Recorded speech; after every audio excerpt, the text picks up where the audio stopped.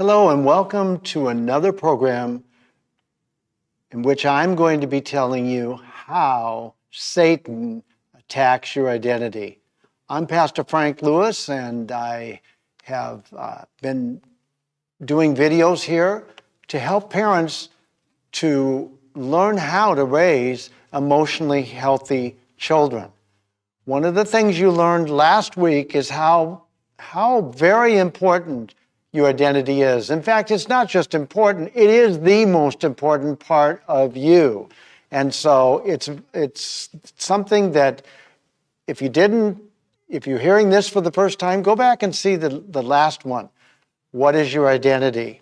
Because it's going to be very, very important for you that are raising children to realize that you're a God-given identity. Your spouse's God-given identity is what your children are going to actually be given by you. Your identity is going to be downloaded to them. And so that's why Satan comes in and attacks your identity. He attacked it when you were a child. Now you have a distorted, damaged, and an identity that is not the identity that God gave you, and you're going to just pass that on. That's what we keep doing. We keep going around and round here. And what I'm committed on doing is stopping the madness, stopping this problem that I keep seeing everywhere I go. I work with a lot of people, and I see most of the people I work with are in great pain. Why are they in great pain? Because they got raised the same way as you were raised or as their parents were raised, and the whole thing just keeps going and Satan keeps winning. I don't like Satan to win. And so it's very important that you realize how Satan operates.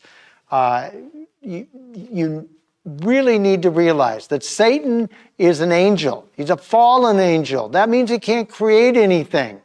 So the only thing he can do is distort, damage. He simply wants to be able to make the God-given identity not what it was when God gave it to us and when he designed us in our mother's womb. As David said, I was fearfully and wonderfully made. You knit me together in my mother's womb. Well, the problem is we all have this identity. God loves us.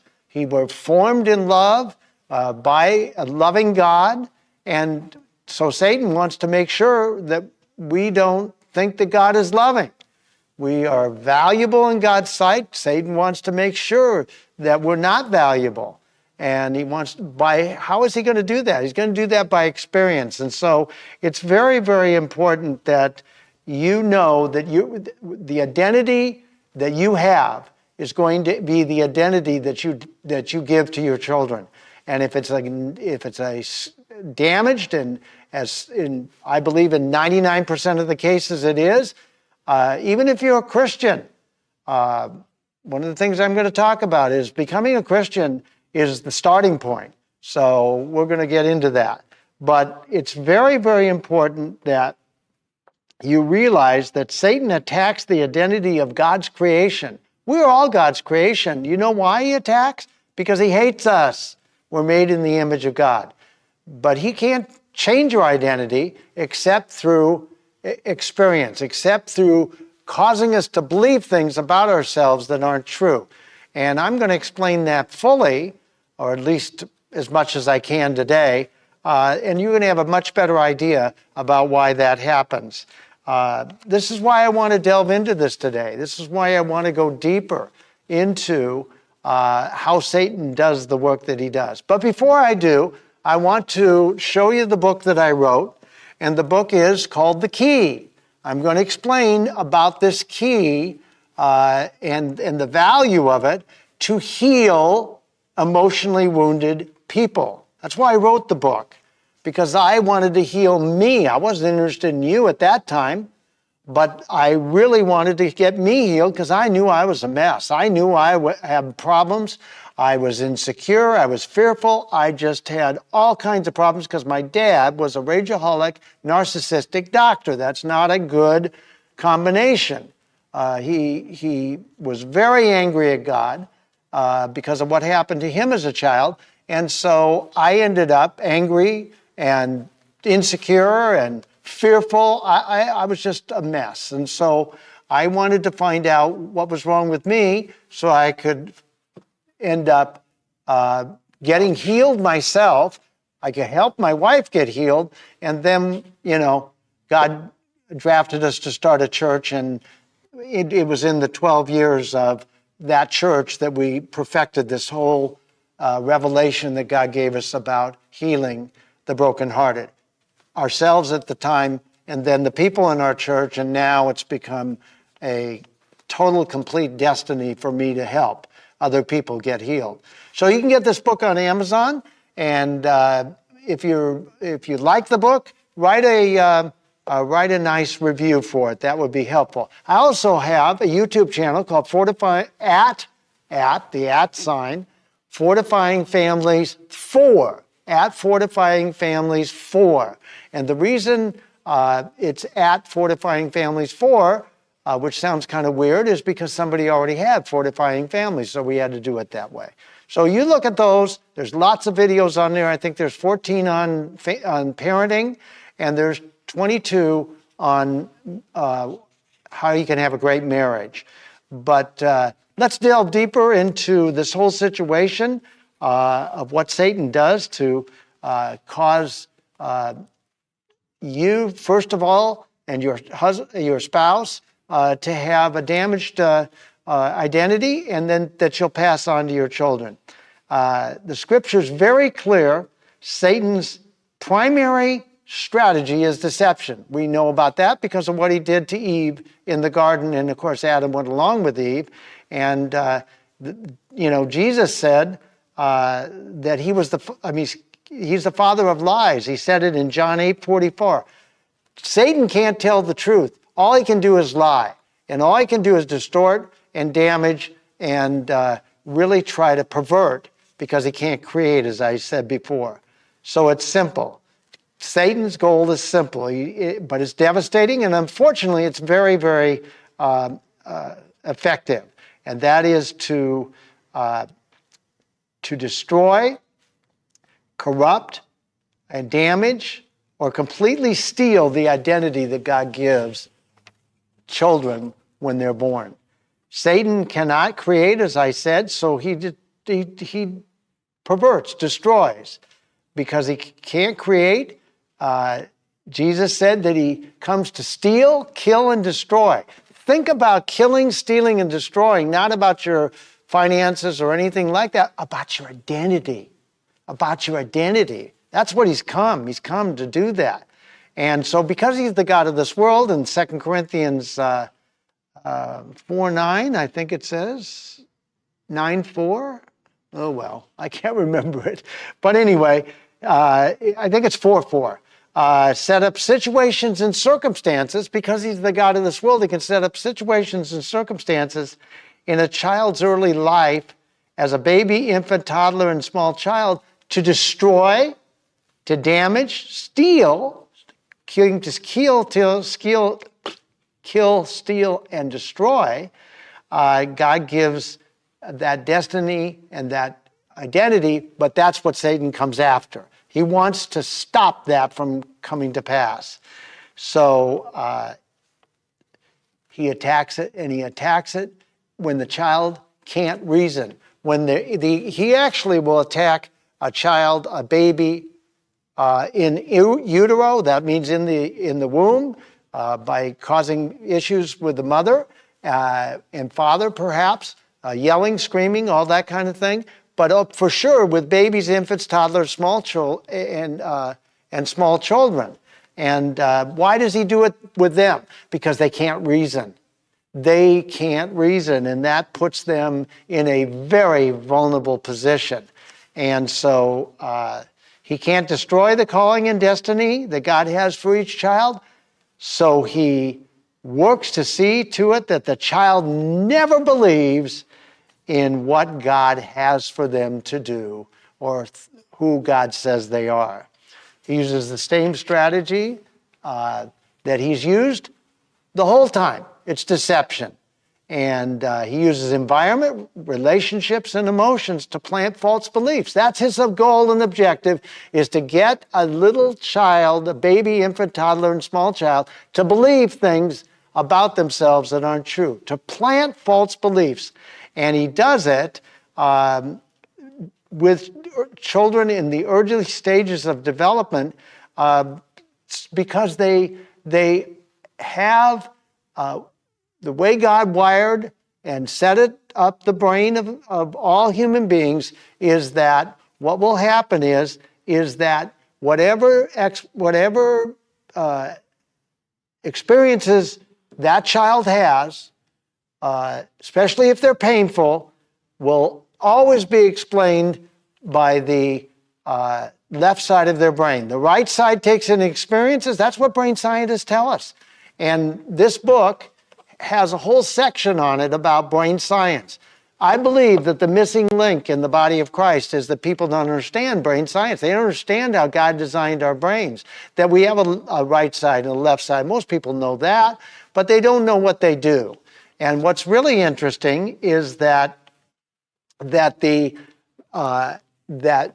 experience comes in the right side, the left side, it makes explanations. Now, here's the problem. It wouldn't be so bad. See, before the fall, we could say that Adam and Eve's experience was their truth. What they experienced was true. It was always true. After they disobeyed, they had a new way of knowing, and what ended up happening is they knew now in a different way. Their experience could no longer be their truth. What their truth was, what they learned through their 5 physical senses. But is that true? I'm going to prove it to you. It's not. Because you know what Adam and Eve left us that we all have to deal with is the knowledge of good and evil. And I believe it's in the left side of the brain because the explanation has to default and go through the left side of the brain. And when it goes through the left side of the brain, every explanation, every interpretation, every judgment, and every assumption is always 100% wrong. Wrong. And what that means is that we believe things. A little baby ends up believing things when they don't get their diaper changed by their father and mother. I talked about that before. What they're going to believe is they're not valuable. They're just not important enough to have their diaper changed. Now, you're going to say, how did they get that thought? Satan planted it. He planted, you're not valuable. You're not important. And so that's what happens. But here's the problem. The real problem is that anything painful that happens to a baby, infant, toddler, or small child is always going to be misinterpreted, and it's going to be misinterpreted in this way. It's going to be misinterpreted in such a way as that I or you, as a baby, infant, toddler, or small child, are going to be given the explanation that you are the cause of the pain that you just got. Let me give you an example. I'm sitting in my high chair, I'm 2.5 years old, and what ends up happening is my father's feeding me peas. I don't like the consistency of peas. I spit them out. My father slaps my hand and yells at me. And here's the thought that came. The Holy Spirit showed me this. The thought that came was not that I did something bad, but that I was bad. Well, that thought, that false belief that was planted in my brain was reinforced over and over and over, hundreds and hundreds of times by my father's actions. So I had painful experiences that reinforced that I not did something bad, but that I was bad. Well, when you get it reinforced over and over again, what's going to happen is it's happened to me. This is exactly what's happened to me. I'm passing it on. It happened to you. It happens to every human being. It cannot be avoided. And that is that I didn't believe I was valuable, important, and worthy. And I actually believed I was defective. Now, about 12 years of age, I not only believed I was defective, I believed because of how my father treated me that I was actually hated myself, that I was so bad, so incredibly bad that I needed to be hated because my father was treating me like he hated me because of the way he was. I couldn't reason that. I didn't know that because now it had been reinforced over and over and over again. And so I ended up with false beliefs about my value, my importance, and my worth. And that same thing has happened to you. And you'll do the same thing with your kids that I did with my kids, and it just continues to go on and on and on, and that's not something that we want. So what happens is that reinforcement becomes so powerful because it is now, as I said last week, it becomes my identity. So that's why I was so insecure. That's why I was so afraid, is because I had no safety. My father was not safe. He'd go off in a minute. And it really caused real problems. And that's the same thing that happened to my wife. My wife was so damaged and so wounded when I met her. And remember, I told you last week that we don't choose healthy. I didn't choose healthy. I just chose what was familiar. And what was familiar was what my wife was her brokenness. And so it caused a lot of problems for us, and we didn't have a great marriage. You may not have a great marriage. Go look at the videos on marriage. They'll help you a lot. But I'm really concentrating on you getting healed so that you can raise more healthy children. And so I made decisions. See, if I didn't believe I was valuable, important, and worthy, and I hated myself, well, what was the end game that Satan was after? He wanted me to kill myself. And lots of young people are doing that today. Way too many. Because Satan has proved to them that they have, and they give up. They have no hope. Why do they have no hope? Because they believe things about themselves that aren't true. And I'll tell you, that's a horrible place to live. I couldn't cut myself. I was too afraid. I wouldn't take a gun and shoot myself because that was painful. I hated pain. And so I wouldn't do all those things. But I made bad decisions. I made bad decisions about a lot of different things. And I cost myself a lot of problems. I was married early on. I was married after college. And what ended up happening is she divorced me. I got 10 years in the wilderness and trying to find love in all the wrong places, and that didn't work very well. I was drinking too much and all that kind of stuff. And what ended up happening is I ended up getting married again, and that marriage didn't work out well. And the reason is because I was a mess, my wife was a mess, and it was not going to work out well. And so I ended up going to painkillers. My wife was painkillers. You know what her painkiller was? She worked too hard. She fixed everybody else but her. She took care of everybody else but herself. So she never faced into what she believed about herself that wasn't true. So you know what? This happened when we were Christians. I was born again and filled with the Holy Spirit. My wife was too, and we still had beliefs about ourselves that weren't true. That's the same thing that's happening with you. And you know what? Just becoming a Christian, like I said in the last video, is the start of you getting emotionally healed. It's the beginning place. You accept Jesus Christ as Lord, but it takes years of reading the Bible and doing all these things that you are told to do to be able to trust Jesus enough, first of all, to make him Lord, then to make him really the Lord of your life. But most people can't trust God the Father because they put the face of their father and mother on God. And so that's one of the big issues in our Christian walk, is we have a problem trusting God. Why do we have a problem trusting God? Because we actually got downloaded and got pain from mothers and fathers We were abused.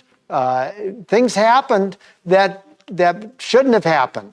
And so one of Satan's plan is not only to affect your identity, but he also wants to affect your belief and trust in God. See, if you can't trust God, who holds the key? This key that God showed me how to be able to, and my wife, how to be able to heal broken-hearted people and emotionally wounded people. That key is a key that God has. Jesus said, the Spirit of the Lord is upon me in Luke 4:18 to heal the brokenhearted, to set the captives free. Well, I'm telling you right now, if you can't trust God, you can't get free. Just going to be the way it is. I'm sorry to tell you that, but that's the truth. And so I'd like you to know the truth because the truth will set you free. But the reality to the whole thing comes down to is how good Satan is. He's very good. In fact, he's so good that if you can't trust God, who are you going to trust? You're going to trust yourself. If you need to be in control so you don't get hurt and wounded like I needed to be in control. I was a control freak. I'm going to tell you that right now. I couldn't trust my father. I couldn't trust my mother because she didn't protect me. You probably couldn't trust your parents. And so who are you going to trust? You're going to trust yourself. Well, we can't now. This life is too difficult. We can't get through life on our own. It's impossible. So what we do is we try to control everything. That's why I was control freak. Why? I didn't want to be hurt again.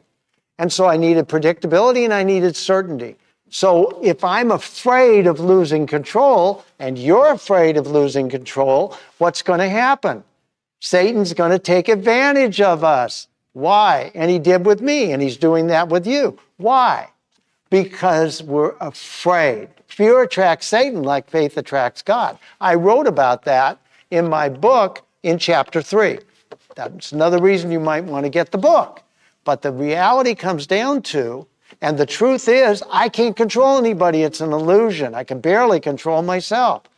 One of the first fruits of the Spirit, I believe you get to love by getting self-control. So what happens is that Satan wants to make sure that if I can't trust God, I can't fulfill my destiny. I can't have an identity that's godly. It's not going to work out. And so what's going to happen through this whole thing is that Satan is going to actually put me, and he did, and he's done the same thing with you. He put me in an emotional prison. He put me in an emotional prison. And he kept beating on me for years and years and years. And I couldn't understand, and you may not understand. You're a Christian, but you may not understand why the Christian life is so hard. I'm going to tell you why it's so hard. Is because he's put you in an emotional prison. He put me in an emotional prison, and I did not know how to get out until God showed me that the key was brain science. Understanding how he actually designed my brain, and your brain, by the way, we're all in the same boat here, that I could begin to understand why I was so angry, why I was feeling so, why I hated myself, why I was not valuable, important, and worthy. You're going to need to do the same thing. How are you going to do that? Well, you're not going to do it the way that you probably think you're going to do it. You're going to have to be able to learn how Satan's done what he's done, and then I am going to help you because I want you to raise a more emotionally healthy children. I'm going to help you learn what I learned. I'm going to help you learn about the key that unlocks the prison door, unlocks your prison door, and sets you free. It will actually heal your broken heart, and I'm going to show you how to do that in the weeks ahead. But suffice it to say, Satan is very good at what he does. In fact, he's so good at it, it's just caused pain. Everywhere I turn, people are in pain. And I don't want to see you be in pain. I don't want to see your children be in pain. I don't want to see this thing continue. You know, we've got to understand that if we don't know what Satan's done to us, then we're going to perish for lack of knowledge. We're going to go round and round the circle trying to find the answer, and we won't know what it is because we can't trust God. And that Satan's been done very well with this. And so we need to realize that Satan reinforces all these traumatic events in our life. He reinforces the lies that we believe, the false beliefs that we have. And so he ends up being in control. This is how he gets control over us, is by having us locked up in that prison. But I'm going to help you get out. And parents, you've got to be more emotionally healed so your children don't go into an emotional prison. You don't want your children in an emotional prison. You're the one who decided to have children. You are responsible for raising your children.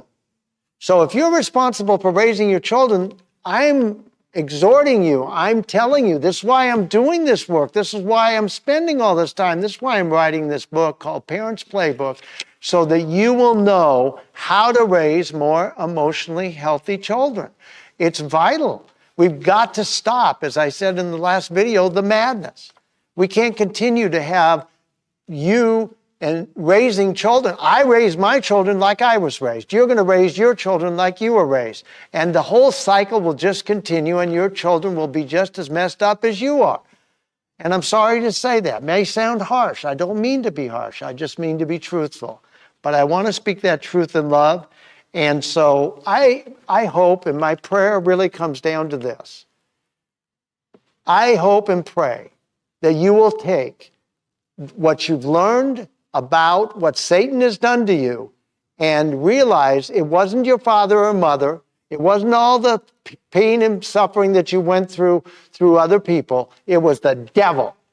And the devil hates you, and he's come to kill, steal, and destroy. And you have to get emotionally healed. You have to get emotionally healed and well, and your brokenness needs to be healed so you can raise children that don't have to suffer like you and I.